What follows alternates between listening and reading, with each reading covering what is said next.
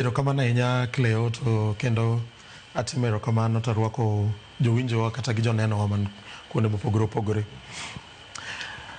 An kaka nene mokwongo en kinde marach sana kuom sekta mar somo e Kenya kae.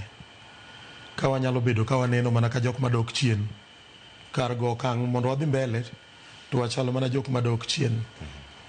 Koro nyocha jaduong' motelo ne migawo mar omenda emero nyaka bed ni nyocha oor mondo bi owachnwa, mondo bi ong'eng'nwa gini, mondo be gipimie go yamo to wanyalo wacho ang'o. An anyalo wacho kama: mokwongo an ok anyal yie, to ok anyal kata nasiro paro moro yoyote ni piny owacho onge gi omenda moromo chiwo somo ka.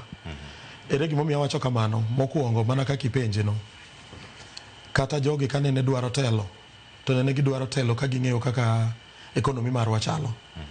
But mano nyaka wachak ka wacho wachni, nyaka wachake mokwongo kuom wachni Kenya kaka piny ok onyal tiyo gi miluongo ni in isolation. En achiel kuom ogendni mag pinje.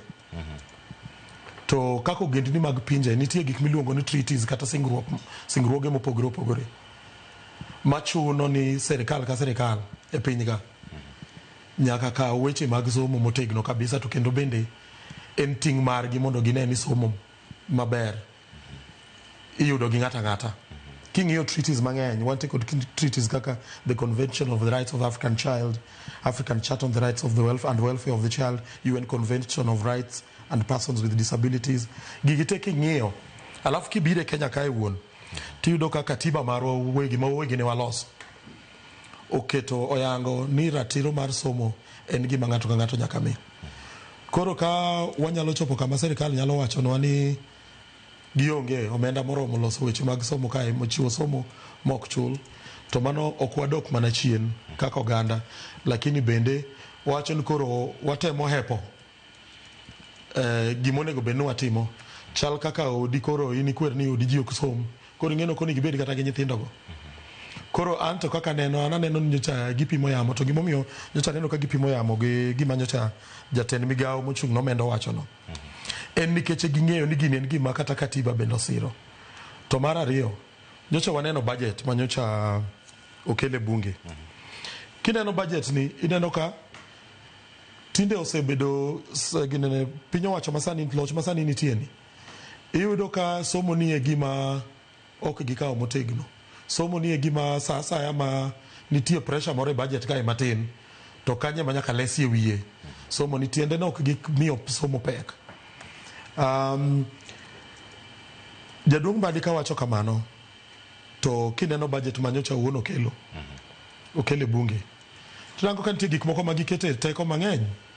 Iyudo ka kata nitie pesa mar gero kanise moko kanyo, iyudo ka jogi ok chiw pesa moromo ne skul, lakini kanisa to arambe wagoyo kabisa, kendo sadaka bende wachiwo kabisa. Koro Cleo, kata in kaka ng'ama odi wuon, kibedo ni ja Kristo magolo sadaka maber kabisa, to school fees to kichul ne nyithindi, be ja Kristo mar adier? Kibedo ni in gi projects moko madongo iwacho ni idhi gero plot kamoro, lakini pesa ma nyithindi dhi kod school to kichiw, an aneno mane problem. So an aneno ni ka duoki, an ok apar ni piny owacho, ok apar ni nadier ni piny owacho onge pesa.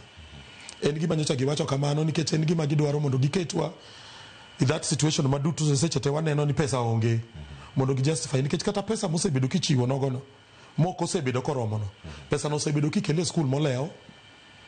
Koro jopuonje, headmasters chandore seriously mondo kaka ginyalo run school, nikech kokel ni pesa second term third term ibro timo nadi. Mano mokwongo. To mar ariyo, nyocha neno kaka ta nitie mibadhi mang'eny e somo ka. Winjo nitie skunde 33 ma yudo pesa maber, kendo sirkal miyo gi pesa higa ka higa, to gin skunde maonge.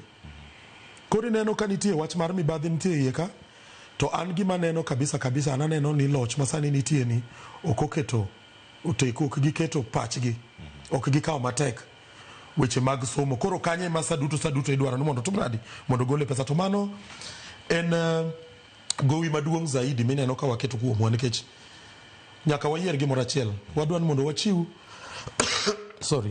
adwaro mondo wachiw somo maber sani kose wadwaro mondo wa produce jok madongo mok bi nyalo participate e dongruok mar Kenya, ji mok bi nyalo yuto margi manyalo miyo gidag maber.